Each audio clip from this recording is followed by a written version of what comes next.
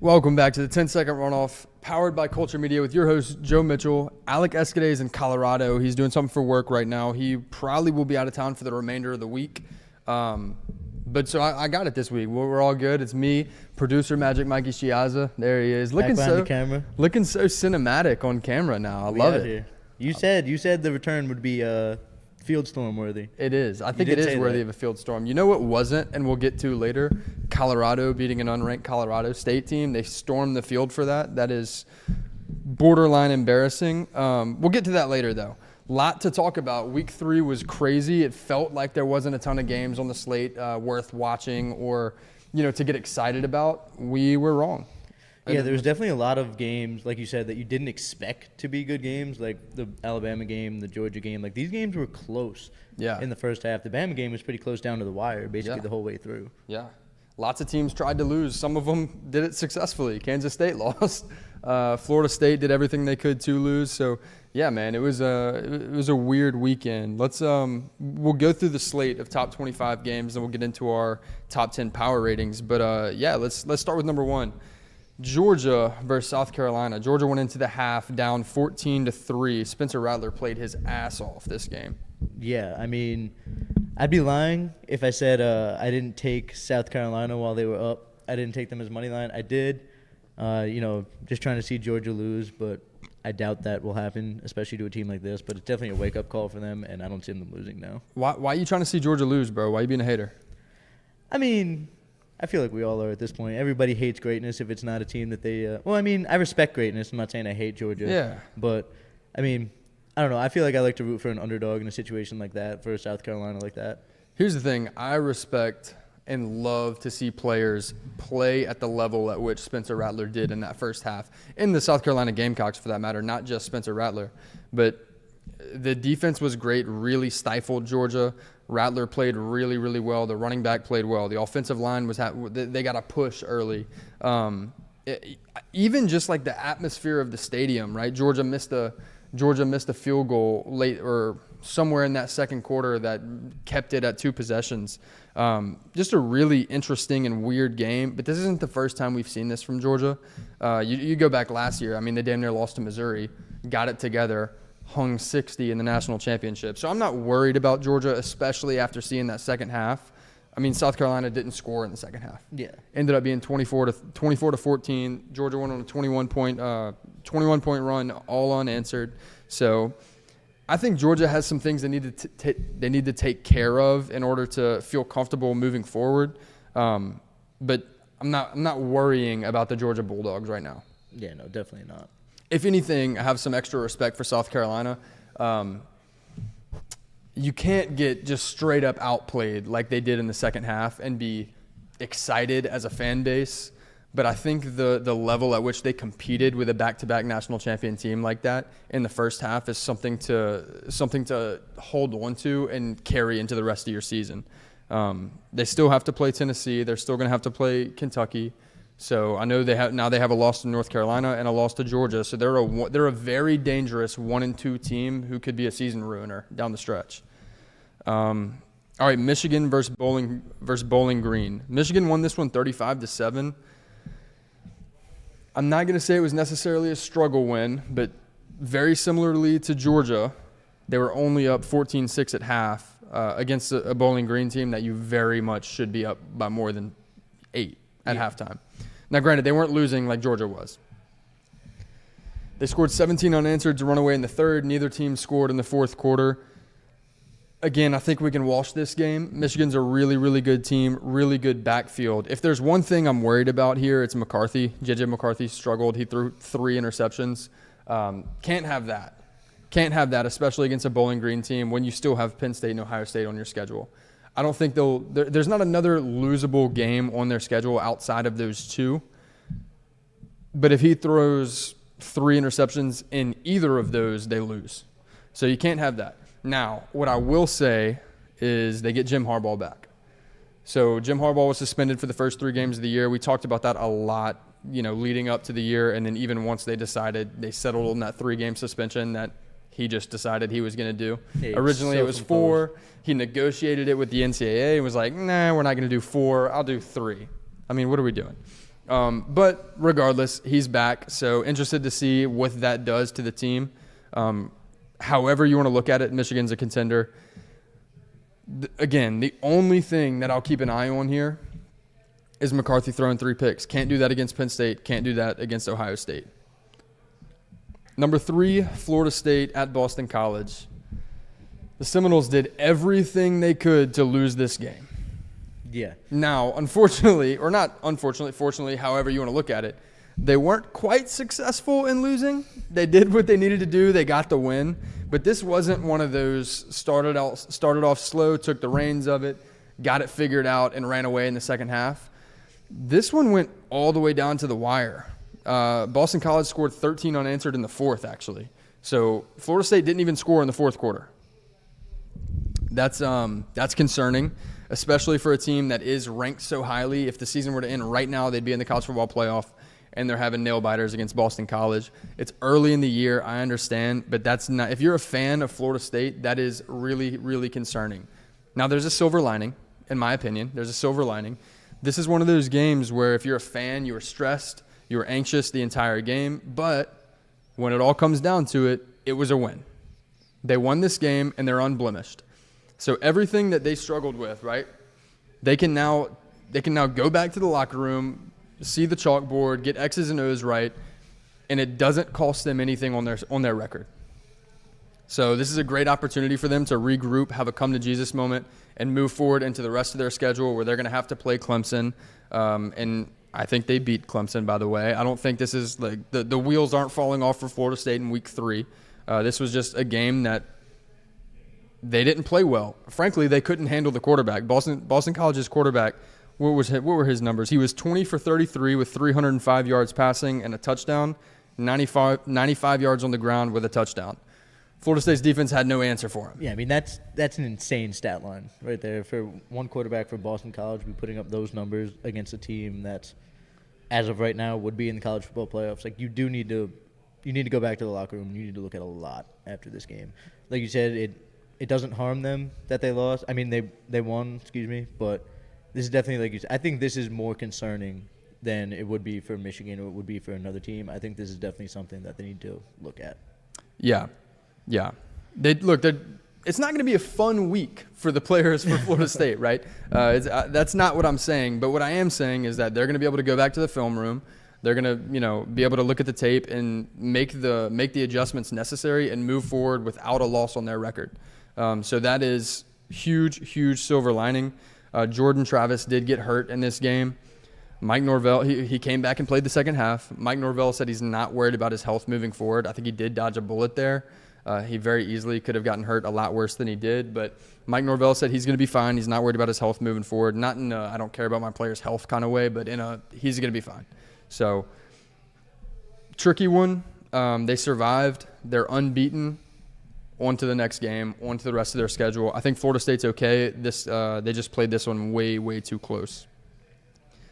Speaking of struggle wins, number 4 Texas beats Wyoming. Okay, now they did go on a 21-10 run to close out the game, but this one was 10-10 late in the 3rd. There's no reason in hell Wyoming should have been this close to Texas. Could have been a little bit of a hangover after Texas beat Alabama the way they did last week. But, again, they're unbeaten. They're 3-0 for the first time since, 2007 or something like that. Maybe I'm wrong there on the numbers or on the year. But they're 3-0 for the first time in quite some time. No reason Wyoming should have played them that close through 3 quarters. The last time they were 3-0 was 2012. 2012. Okay, so I way overshot that. But regardless, 2012. USC was on a bye. I've been arguing with some USC fans in the comments of our Instagram lately. They have it out for you. They do. They have it out for me. And I'll tell you what, for somebody who's been in the Pac-12 for as long as they have, and really relevant again as of last year. I've got no hate for USC. But if you want to talk about hate, USC fans hate Ohio State. For whatever reason, they hate everything about Ohio State, calling them the Bucknuts and pulling up the historical record. I mean, look, man, if USC and Ohio State played right now, I'm taking Ohio State. Would you agree, disagree? No, I would 100% take Ohio State. Okay. I feel like USC, they haven't impressed so far. I'm not saying they're a bad team. I'm not, no disrespect to them. But for all the hype they had going into this year, I feel like they've underperformed a little bit. And that's why – and Ohio State hasn't. I feel like they would definitely run away against USC right now. And I personally don't even think it would be close. Well, here's the thing, right? You said USC hasn't impressed. I disagree with that. I think USC has impressed offensively. Caleb Williams is still Caleb Williams. I don't know if he will win the Heisman because it's so difficult to go back-to-back winning the Heisman. But he's worthy of winning the Heisman. Yeah. He's a damn good player. He's the best quarterback in the country, not particularly close in my opinion. To me, the biggest problem is the run defense. They do get pressure on the quarterback, so I'll give them that, but they have no run defense. And I think Ohio State and Michigan and Penn State and Notre Dame potentially next week are all teams that will take advantage of that.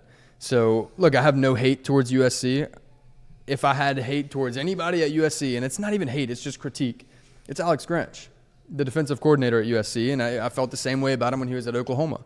And honestly, it just is what it is. But when you get the recruits that he does and you pull in the transfers that he doesn't put the same product on the field as advertised, and that is very concerning. I'm not a USC fan, but I have no hate towards USC. I would like to see them be better on defense, specifically in run defense. I feel like that's something that I would say as somebody who cares about the program, not hates it. Yeah. But, hey, I say that and I'm a hater, so whatever. I will say, though, I think more of the hate would be directed towards Alec and not you. Just because the graphic that you're referring to is your power ratings from last week, and you had them at 9. Yeah. So you did have them on there. I don't believe Alec had them on there at all. Yeah. I think Alec would have them. I think he said he had them at about 11 or 12. So I think more of the hate was towards him. Well, the hate may lean more towards me this week because, spoiler alert, I dropped them to 10. But Alec bumped them up to 10. So we have them at the same place. But, I dropped them. He bumped them. All right. I know we talked about Ohio State in a, if they were to play USC, we would both like Ohio State. Well, they beat Western Kentucky this week, 63-10. They found it. That's kind of what we said in the preview episode. Alec and I were talking about it. Said Ohio State struggled in week 1. They struggled for the first half last week, but they just found it. And that carried over. They won 63-10. Here's the thing with Ohio State. I don't have them ranked or rated. We're talking about if it was AP, I wouldn't have them ranked 1. If it was a power rating, I wouldn't have them ranked 1. But ESPN disagrees. Their FPI, which is Football Power Index, has Ohio State ranked number 1 in the country, meaning they would beat the average team by more points than anyone else and be favored over anyone else. Very interesting to me. Very, very interesting to me. So we'll see. We'll see how that plays out. I was talking about USC when I said they were playing Notre Dame. I believe it's actually Ohio State playing Notre Dame this week. So correct me on that. But we'll see very shortly if Ohio State is worthy of being the FPI number 1 in the country. What you got? Nothing? I don't got Okay. Number 7, Penn State at Illinois. They covered for us, right? We took them -2.5. They covered that. They won 30-13. So they covered. Yeah. I think we actually took them -5.5, not 2.5. Regardless, they covered that easy. Less than stellar day offensively. Not bad, not necessarily bad, but less than stellar. No passing touchdowns, but over 200 yards for Drew Allar passing. So again, not horrible, but you would have liked to see a little more production offensively. But that's okay whenever your defense has 4 interceptions. I mean, hell of a day defensively. Penn State is making an argument for one of the best defenses in the Big Ten right now, along with Ohio State and Michigan. I think there's an argument between Penn State and Michigan, but I'd venture to say Penn State's defense is better than Ohio State's right now. Maybe forget statistics. We're 3 games in, okay? We don't have a big enough sample size to say statistically Team X is better than Team Y just based on run defense and pass defense and total defense and scoring defense and all the metrics that ESPN would put out. I'm willing to say that I think right now Penn State's got a certainly top 10, maybe top 5 defense in the country. Yeah. You would agree? I would definitely agree. I mean, if you're taking statistics out, like you're saying, you're just talking about like passing the eye test. Is that what you would say? So that's so tricky because I don't want to say I don't think it's a good system to take statistics out, okay? But because we're only 3 games in and there's a plethora of teams who don't have quality wins or haven't even really played quality opponents yet, I think it's fair to use the eye test. That's a fair statement. So, again, if we're in week 6 and someone's saying don't use statistics, just listen to what I'm saying, well, that's probably obnoxious, right? Yeah. But I think given the scenario right now, it's okay to say I think Penn State's a top 10 defense. No, that's definitely a valid take. All right. Number 8, Washington. They went to Michigan State. We talked about this in the preview. Michigan State was ranked 11 last year when they played them. Washington beat them by 11, funny enough. Michigan State wasn't ranked this year. Washington was ranked 8. Washington beat them 41-17. I mean, not even a football game. Not particularly close, no. And they just continue to do what they do, man. Michael Penix Jr. is him. Romo Dunes is him. I mean, they have a ridiculous amount of receivers that can go out and be lethal to any defense, especially Pac-12 defenses. I know Michigan State's a Big Ten defense, but I'm talking about in their conference, Washington's they're making a real argument for being the most lethal offense over there. Another point here. Washington has now scored 40 or more in every game this year in 3 games. I don't really expect that to change over the next 2 weeks because they get Cal and Arizona. They'll get into the meat of their schedule late in the year as they'll get Oregon and USC and all those teams. But they're going to be 5-0, scoring 40 or more in all 5 of their games. They're dangerous. Me and Alec argue about this. He's not here to defend himself or make his point. I think there's an argument to say Washington could potentially win the Pac-12. Defensively, they're going to need some work, especially against a team like Oregon with their 2 running backs over there and Bo Nix, obviously. But I think they match up well against a USC. Caleb Williams is lethal, and they're going to go blow for blow. But I don't think USC is going to be able to – I don't think either team is going to be able to control time of possession on the ground. I think it's going to be a straight-up pass all day shootout type game, and I think either team can win that. So I think when you're looking at the game that way, I don't think it's ridiculous to say that Washington and Oregon could meet up in the Pac-12 championship. Also, USC could too. USC could too. To all the fans in the comments, but I was gonna say I wouldn't disagree with you there. Yeah, I think that's a very fair point. Okay, USC does have a chance. They do. They have a great chance, but I don't think it's an unreasonably amount better than Washington's chance. No. That's what I'm saying. I think those are the top 3 teams, and let's not forget to show love to Oregon State. We'll cover them shortly, but I think those are the 4 teams that kind of separate themselves. Utah makes an argument they should be getting Cam Rising back for the UCLA game. I think that's a pretty much. I don't want to say it's wide open because that would insinuate that they don't have a ton of great teams in that conference. I think it's more so just really, really competitive this year. So we'll see how that plays out. Number 9, Notre Dame versus Central Michigan. Sam Hartman went for 330 and 3. Aldrich Estime went for 176 yards and 1 touchdown, and they beat the piss out of Central Michigan 41-17. That's what they've been doing. Name me a team right now who's looked more impressive than Notre Dame through 3 games. I was just about to say you really can't. Notre Dame, this team feels different this year. Just watching them, they feel in sync and they feel like a good team. I know that Notre Dame is always kind of up there. I feel like they're always in the top 10, especially this early in the year.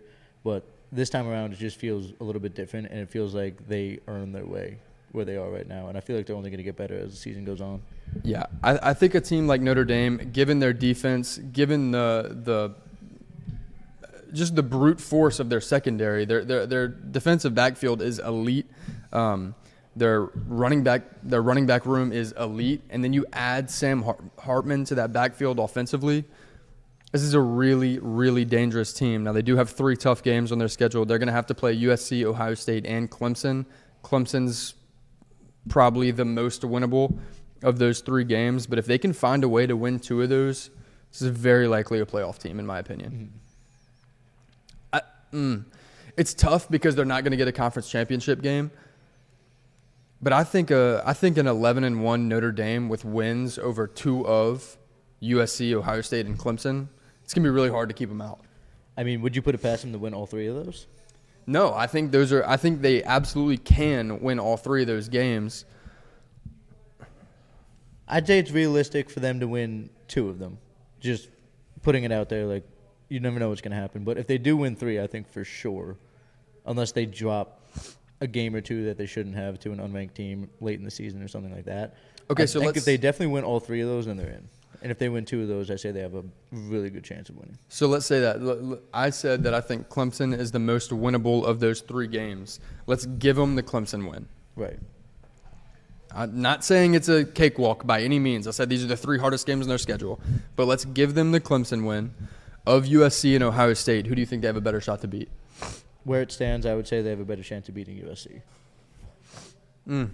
Would you disagree? I don't know.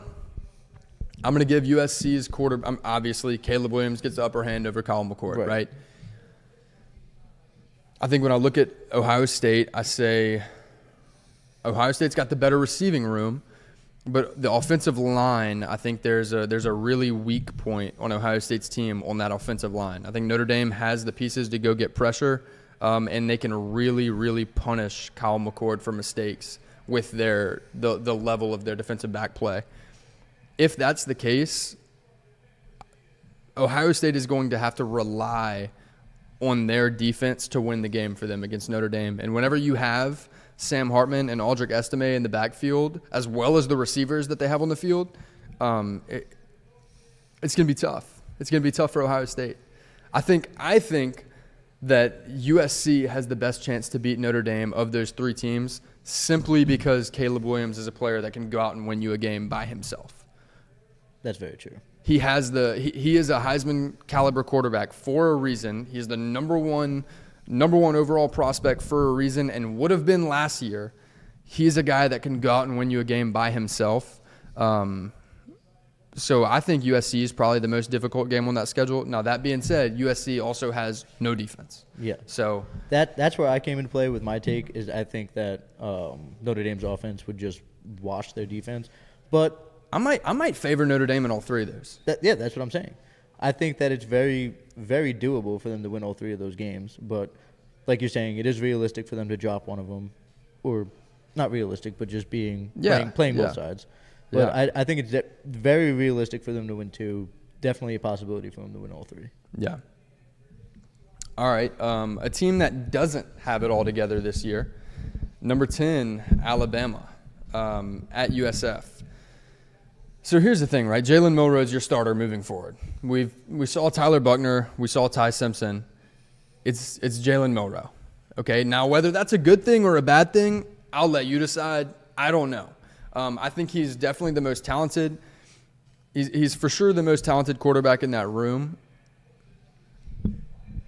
But I don't think he's an NFL quarterback. The whole reason that he didn't play was because of between the ears. He threw 2 interceptions against Texas, which were the difference in the game. Now, penalties were also the difference, but you can break it down 2 ways. You can say, hey, if we don't have so many penalties and take 10 points off the board, we're tied at the end of the game. You could also say if we don't have 10 penalties for 90 yards, you can also say if we don't throw 2 interceptions, that's 11 points off the board. So I don't know. I mean, talking about not having it all together, if you don't do either of those things, then it's a beatdown. It's a beatdown. Yeah. Yeah. Now you're asking a team to be perfect. I think we're just used to seeing that out of a Nick Saban Alabama team. We're used to an Alabama team being perfect, going to the college football playoffs undefeated every year, and this is definitely a different team. Not saying that they're bad by any means, because they're still a top 10 team despite this loss. I think. I mean, I still think they're one of the best teams in the country, but seeing an Alabama team that doesn't have it all together is definitely just a shock for everybody. Yeah. Offensively, they got to figure it out. They have to figure something out because 3-3 at half with USF and 17 points total against USF is unacceptable for an Alabama Nick Saban team. Like I said, Jalen Milroe is the guy. He's going to be the starter. In my opinion, they got to build this offense around him. If he's the guy that you're going to let lead your offense, then you need to tailor your offense to him and make it the most comfortable as possible for him. They have the pieces around him. All the other pieces on the team are there. At wide receiver, I got in an argument with a Tennessee fan. Again, I am not an Alabama fan by any means, but I got in an argument with a Tennessee fan who said Alabama didn't have any wide receivers. Well, if you remember correctly, Florida just beat y'all down on Saturday, and Jermaine Burton has been balling. Now, on that same note, Alabama only put up 17 against USF, so it's not fair to say, just talk about this weekend. I understand that. The point is, at the running back room, at the wide receiver room, on the offensive line, defensive line, at the linebackers, and the secondary, Alabama is the most talented team in the nation, top to bottom. If they can figure out how to make Jalen Milroe as comfortable as possible in this offense, they still have a very real shot to go win the SEC West. As a matter of fact, they're the favorite to win the SEC West right now, and that puts them in the SEC championship game. If they're only a one-loss team at that point, then you're talking about college football playoffs if they can find a way to beat probably Georgia, but whoever wins the SEC East. So there's a lot of Bama slander going around. I know they dropped to number 13 in the newest AP poll, but we're not moving on from Bama yet. They very well could be a team that gets it together and ends up being really, really good down the stretch. They just got to figure out how to build this offense around Jalen Milroe moving forward. All right, speaking of Tennessee, or speaking of the SEC East, rather, 11 Tennessee goes to Florida, and Florida straight up dominated them.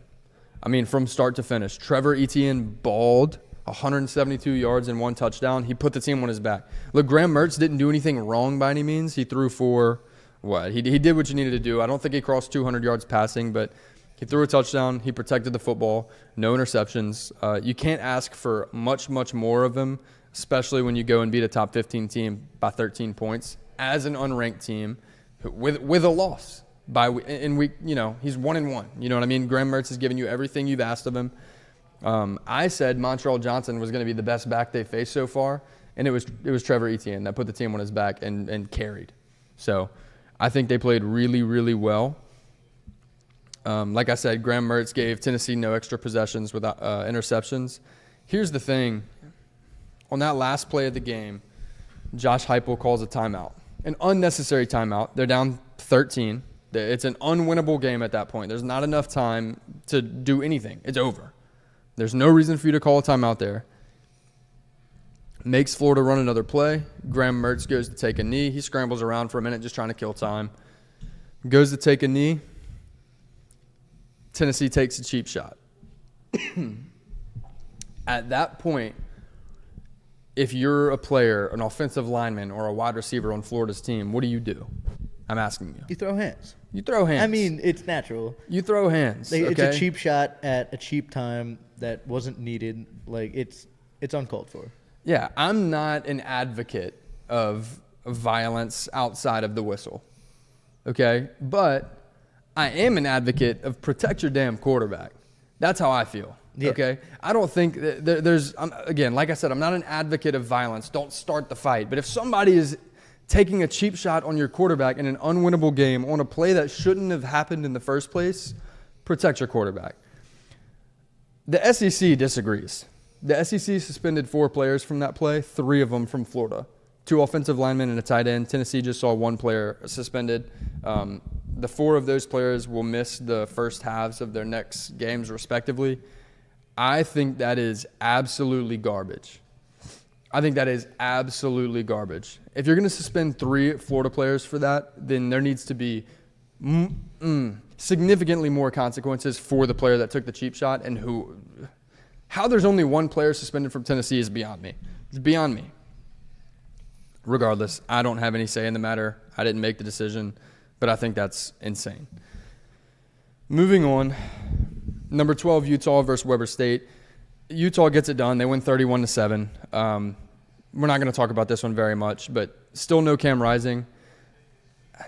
UCLA is preparing as if Cam Rising is going to play in the coming week, but we don't have an official decision. I'm surprised we haven't seen Cam Rising through 3 weeks. He was a game-time decision in week 1. So I think in this next game we'll see him. But honestly, who knows? I think we should see him, but again, who knows? 13, Oregon versus Hawaii. Oregon is Alex's favorite to win the Pac-12, and I can't really blame him. Oregon is straight up dominant. Bo Nix, 21 for 27 with 247 yards, 3 touchdowns. I think Bucky Irving, the starting running back over at Oregon, is lethal and fantastic, and he's going to be a problem for the USCs and the Washingtons of the world if they can't compensate for the amount of damage that he's going to do to them on the ground with their offense. Those are very much losable games to Oregon. But Bucky Irving wasn't even the leading rusher in this game. It was Noah Whittington. So, look, they're pretty I'm talking about USC and Washington. They get Colorado next week, and they're pretty much going to beat the piss out of them. I mean, if Colorado plays like they did this week, for sure, I think it's going to be an interesting game. I'm all in on the Colorado bandwagon. I mean, I bought into the hype, so I want to root for them. Yeah. And I think it would be really cool if they beat Oregon, but I do think Oregon will win that game. I don't think that they'll drag them, though. Well, the thing, I'll hold off because we'll talk about Colorado in a second. And we'll talk about that matchup whenever we get to it later in the week. Oregon's in a really, really good position in the Pac-12. They're outscoring teams by ridiculous margins. Again, 55-10. They put up 81 in week 1. Week 2 was a little different with Texas Tech. They could have lost that game, but they ended up getting it done with the pick 6 at the end. Oregon's in a good position in the Pac-12. I really believe that. All right, moving on. 14, LSU goes to Starkville and puts on an offensive clinic. I mean, it was embarrassing what they did to Mississippi State. Jayden Daniels had the most efficient game of any quarterback in LSU history. Yes, any quarterback in LSU history. I know there hadn't been crazy amounts of quarterbacks in LSU history, but one of those being Joe Burrow, to say that Jayden Daniels now has the most efficient day in the history of the program is wild to say. He went 30 for 34 with 361 yards, 2 touchdowns. Malik Nabors had 13 catches on 13 targets for 239 yards and 2 touchdowns. Unbelievable. I mean, did you get a chance to watch that? Yeah, I watched most of this game, and from the jump, LSU was on one. And I know that, well, I shouldn't say from the start, but once they were going, and they were gone. And yeah. There was no catching up, and they were just had the foot on the gas the rest of the way. Yeah. Now, we have to take credit whenever we screw up, right? We have to own up to our faults. We put LSU on upset alert because we thought that, there could potentially be struggles with LSU's secondary facing Will Rogers. Will Rogers had no time. He was running for his life every single play. That's a lot of credit due to the front 7 of LSU. Savion Jones, the freshman linebacker, Whit Weeks. They played really, really well. Caused hell for Will Rogers all day. So a team that really looks like they're starting to get it together. They lost a tough one in week 1 to Florida State. We can now say Florida State's a good team despite their struggles today. Like I said, that's a game that you can figure out, move forward without it, leaving a stain on your record. But LSU is a team to keep an eye on now. Seen a lot of SEC power ratings come out where they have Georgia at 1, LSU at 2. So they're right there in the mix for the SEC. Keep an eye on them. Number 15, Kansas State at Missouri. It really felt like Kansas State was going to run away with this one in the third quarter. They scored 10 unanswered. They scored 10 in the third quarter. Missouri scored none. They were up 10 at that point. Missouri stormed right back. They tied it up late in the game, and it was behind the leg of Harrison Mevis for a 61-yard field goal. That is 8 yards shy of the longest field goal in college football history. That was O.V. Johansson in 1976 with a 69-yard field goal. That's wild. That's a long one. 61's a long one. He kicked that from the other side of the field. Yeah, that was crazy to watch. Yeah. That was really cool to see. That was Especially crazy. That's you said what? Especially to win the game. Yeah, dude. A walk-off field goal is insane. Insane, especially from that distance. Think about the angle that you have to kick that at too. You run the possibility of getting something like that blocked because it's got to come off so low off the ground to get that kind of distance. You can't just like get it up. Man, that's a fun way to win. Fun way to watch a team win too. 16 Oregon State versus San Diego State. The rest of these are pretty much blowouts. Oregon State covered for us. We had them. What did we have them? Was it 8.5 or 14 or something like that? Regardless, I think it was 15.5. I believe so. I'll check. I think it was 15.5. Yeah, because they won by 17. They beat San Diego State 26-9. Covered for us by 2 points. So that was big. Needed that. And also, Oregon State, I talked about them a little bit earlier. Really good defense. DJ Uiagalelei is playing really well. That's a team to watch in the Pac-12 as well. We're not talking about them nearly as much as we are USC, Washington, and Oregon. But Oregon State's right there in the mix. They're right there in the mix. Keep an eye on the Beavers. 17 Ole Miss got Georgia Tech this week. Beat the hell out of them, 48-23.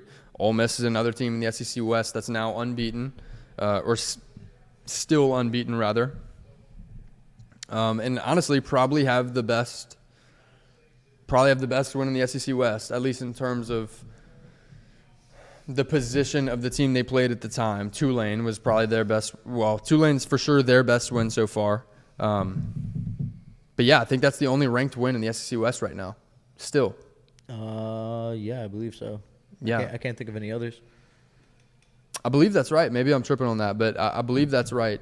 I think Ole Miss is a team to keep an eye on right there with LSU and Alabama. Number 18, Colorado versus Colorado State. This is the one that everybody was up till 2 a.m. watching. Man. First of all, before I get into the game, let me just say Shedeur Sanders is real. Okay, we can all say preseason we saw talks of Shedeur Sanders for Heisman. There's a real shot he could be in the conversation, and we all just rolled our eyes and said no. Colorado was a one-win team last year. Shedeur Sanders has never played a snap of FBS football. 3 weeks in, we can say, okay, maybe there was some validity to that. This guy's good. He's really good. He's a leader. He plays he puts his heart on the line every single play. He's got the ability to run the football if he needs to, take off and scramble, but he doesn't. He's looking to pass the ball every play. He's a good quarterback. I feel very comfortable saying that. Shedeur Sanders is him. It was also really fun to see Shiloh Sanders with his pick six. That was dope. Do the celebration like his dad. That was really cool. That was cool. And there was a moment in the press conference after where Deion says, I'm a coach first, but there's always moments where the dad comes out. And he said when he was running down the sidelines that was really cool, a really cool moment for him. So that makes me happy to see. Yeah, he said he didn't know his body could move like that anymore, but he was rolling. Still got it. He was rolling down the sideline. All right, in the gameplay, this was a dirty game. Colorado ended up winning 43-35, but this was just one of those games that was fun to watch because it was so back and forth. But it was just dirty, man. I mean, I feel like on average, every 3 to 5 snaps, there was either a flag or an injury or there was something going on the field. And usually Colorado State was the one initiating, as we'll get into. Yes. A lot more. But it definitely feels like this was a dirty, scrappy game to watch, which from a viewer standpoint kind of makes it exciting, kind of something different than what we're used to, but it definitely wasn't clean. Like, it wasn't a shootout, blowing blows. It wasn't that kind of entertaining. It was definitely different. But I enjoyed watching the game nonetheless. I think when teams are getting after it and they're yapping at each other and they're getting in each other's face and all that, fine. I think that can be exciting. It raises the level of intensity. I don't know. Intensity. Yeah, it 100% raises the level of intensity of the game. But when you have guys taking cheap shots and poking each other in the eyes and all that kind of stuff, like, come on, man, there's no place for that in football. I mean, the safety for Colorado State that took that cheap shot on the sideline, the ball bounced. He got there and still made full contact. Like, obviously, he didn't wrap up. He was looking to lay down a hit, and he did. And he freaking ruptured his spleen, man. What? There's no place that's messed up. There's no place for it. There's no place for it, I will say. Respect to Shadur Sanders as the quarterback going get in his face. Like, he didn't throw punches or anything, but he for sure got in his face and let him know, like, we're not doing that. I'll remove the respect whenever Shadur Sanders tries to poke somebody in the eyes. That's no longer cool. I think it's just dirty. I loved everything between the whistles. Once that second whistle happened, the play's over.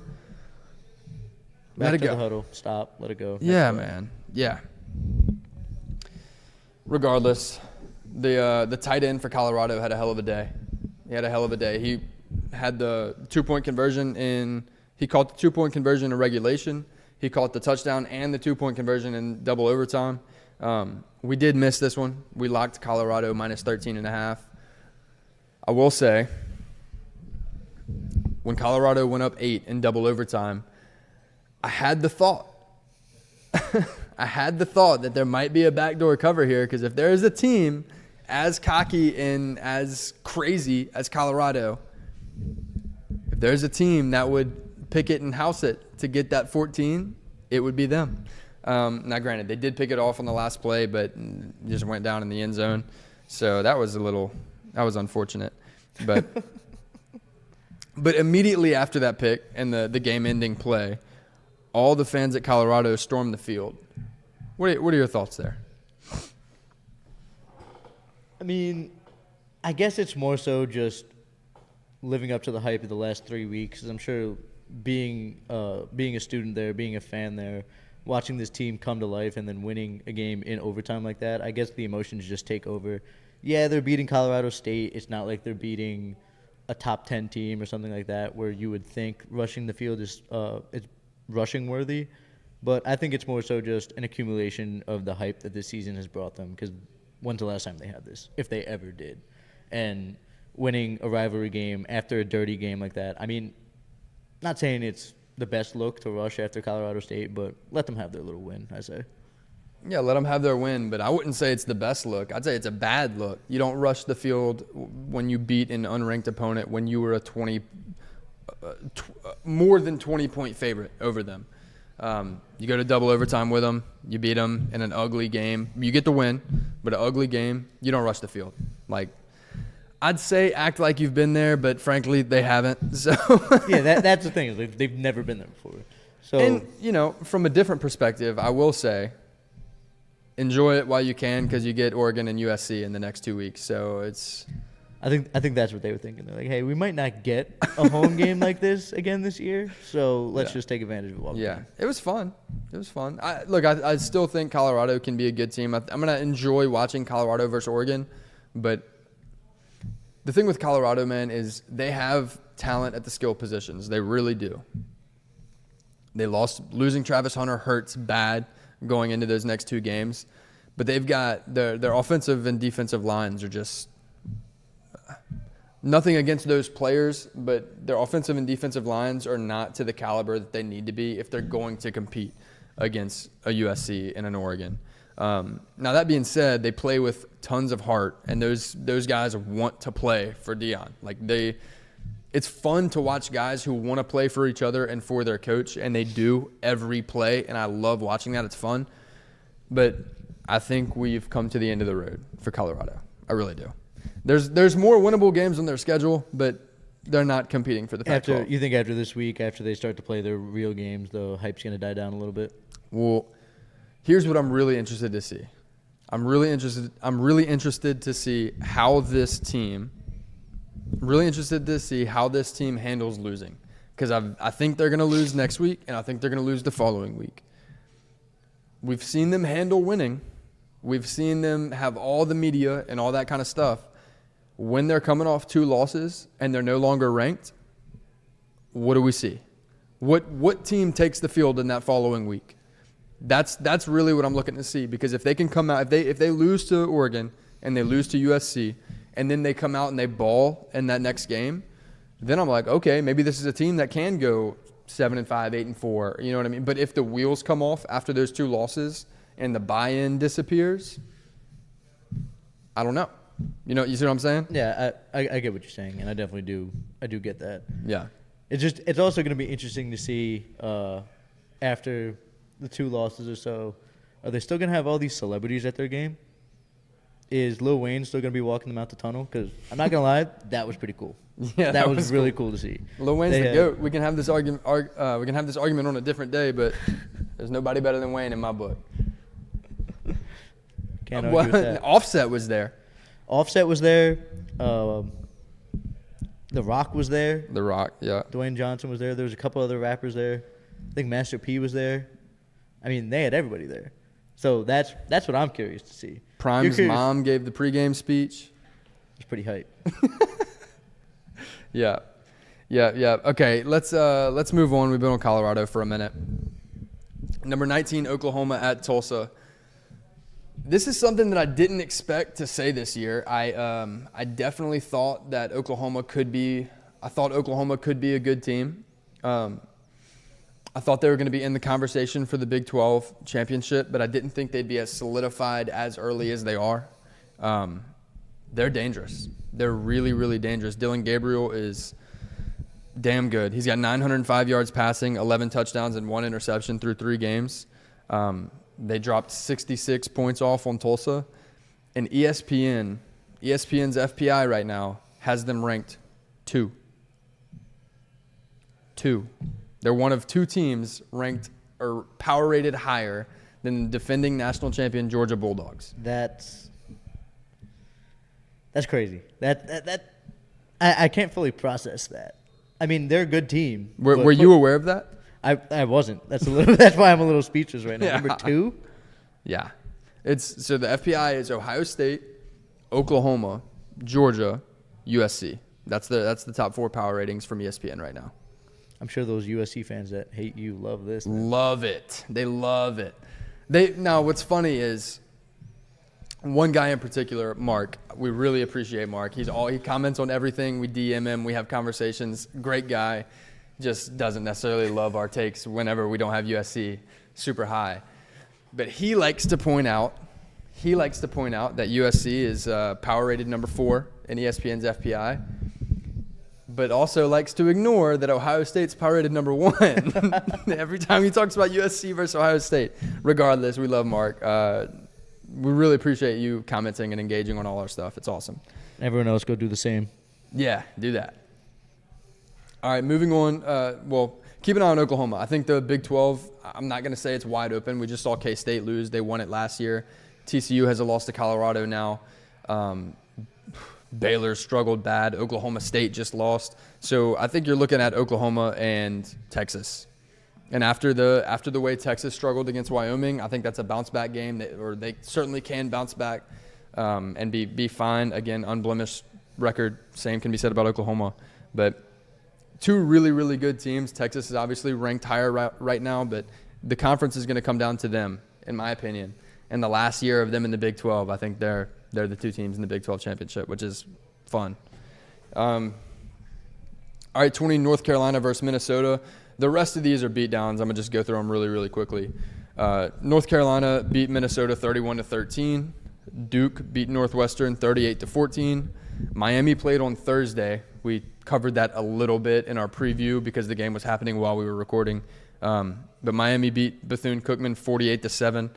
I think it was 48-7 whenever we talked about it, and Alex said he took them to score more than 48. So sucks for him. You might have missed. Washington State beat Northern Colorado 64-21. UCLA beats NC Central 59-7. Again, UCLA is going to be looking for Utah, so that's a fun one to keep an eye on. That'll be a ranked matchup. And then Iowa. Iowa was a 28-point favorite over Western Michigan, and they hadn't scored They were a 28.5-point favorite, and they hadn't scored 28 yet in those first 2 games. So we both took them to not cover. We took Western Michigan to cover because we weren't confident in Iowa's offense to go beat somebody by 28 when they hadn't scored 28. They won 41-10. So applause for Iowa's offense. Good stuff there. They didn't do that at any point last year, and they're doing it now. So respect to them. Their defense is still really, really good. Again, I don't think Iowa's not going to win the Big Ten, but they could play really well in their division. So let's keep an eye on them. If their offense can play to this level consistently, especially in the Big Ten and in division games, then they're going to be a team to keep an eye on and move up in the rankings. All right, done with the slate for last week for top 25 games. Now for the power rankings, or for the power ratings. Again, Alex not here, but I have his top 10 right here. I'll go through it quickly, and then I'll get into mine. Alec has from 1 to 10, Georgia, Michigan, Texas, Penn State, Notre Dame. That rounds out the top 5. At 6, he has Oregon, Florida State at 7, Ohio State at 8, LSU makes an appearance for him at 9, and USC at 10. All right, whether I agree or disagree, I'll let you come to some conclusions with my top 10. Now, y'all aren't gonna like this. I'm well aware. Y'all aren't gonna like this. I left Georgia and Michigan. You're a villain, Huh? You're a villain, huh? You're looking for this. I'm not trying to be a villain. Not necessarily trying to be a villain, but I'm just trying to be honest, man. If y'all disagree or y'all dislike the rankings here, it is what it is. I have Georgia at 1. I have Michigan at 2. I feel like those are pretty self-explanatory. I know they're both coming off tough first halves in their game, but I think they both figured it out down the stretch. And I don't think either of those games have any implication on what the rest of the season is going to look like for either of them respectively. 2 really good teams. At 3, I have Penn State. I moved Penn State up 1 spot, meaning I dropped Florida State down 1 spot in my power ratings. At 5, I have Ohio State. They stay exactly the same. They were 5 last week. This is where it gets interesting. At 6, I have Notre Dame. At 7, I have Oregon. So I jumped Oregon up from 10 last week. I had Oregon down at 10. I moved them up to 7. Notre Dame was 7. I jumped them up to 6. I dropped Texas down to 8. I know they had a 21-point fourth quarter. Quinn Ewers really struggled against Wyoming. He's weird to me, man. I really, really like Quinn Ewers as a quarterback. I really do. But I feel like he plays up, or he's capable of playing at a level at which he did against Alabama. But a better way to, I think he plays down. I think he plays down to his competition, or he doesn't show up for every game, which is concerning to me. He's got the capability to go out and play really, really well, but he didn't in this game. And so I think you need more consistency out of him. If he was more consistent and they could have, put 40 on this team, on Wyoming, then I probably would have left them where they were. But I think the lack of consistency scares me with Texas, so I dropped them down to 8. I've got Washington at 9. I dropped them down a spot as well. I had them at 8. I had them at 8 last week. This isn't an indictment on Washington. I think they're playing really well, but I think Oregon was playing too good not to move up, and that's where I'm at with them. At 10, I have USC. I jumped them into my top 10. I had them at 9. Alec had them outside of his top 10. I had them at 9. I dropped them back 1 spot to 10. They didn't do anything wrong. They were on a bye week, so we're not going to get into an argument about what USC did wrong to be dropped this week. They didn't do anything wrong.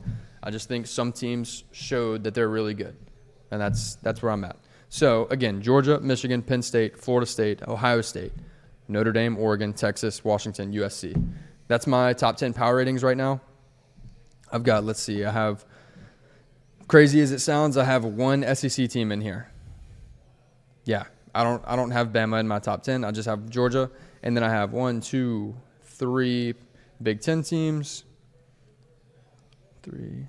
3 Pac-12 teams. I've got an independent and a Big 12 team. Honestly, man, I think Oklahoma is right outside of there. I think you can make an argument for Oklahoma, LSU, Ole Miss.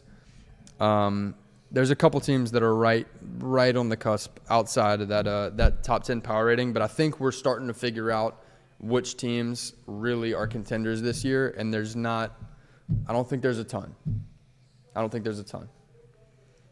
Do you think of the top 25, how many teams do you think are true contenders down the stretch?